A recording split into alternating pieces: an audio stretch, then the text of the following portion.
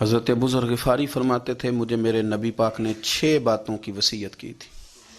اپنے بچوں کو بھی بتاتے تھے، دوستوں کو بھی. 6 باتوں کی حضور نے وصیت کی تھی.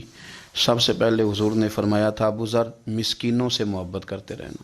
دوسرا نبی پاک صلی اللہ علیہ وسلم نے فرمایا تھا جب بھی دیکھنا نیچے والوں کو دیکھنا، اوپر والوں کو نہ دیکھنا.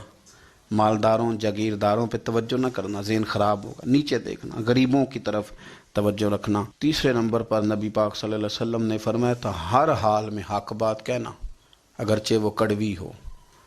چوتھے نمبر پہ میرے محبوب نے فرمایا تھا اللہ کے معاملے میں کسی کی پرواہ نہ کرنا.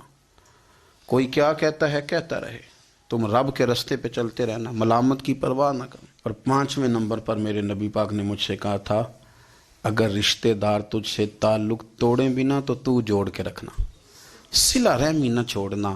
اور 6 نمبر پر حضور نے فرمایا تھا اللہ کے عرش کے خزانوں میں سے خزانہ ہے لا حول ولا قوت الا باللہ العلی العظیم. حضور نے فرمایا اسے پڑھتے رہنا، اسے کبھی نہ چھوڑنا. اے اللہ ان نیک اور پاک لوگوں کا صدقہ ہمارے دلوں کو تقویٰ عطا فرما.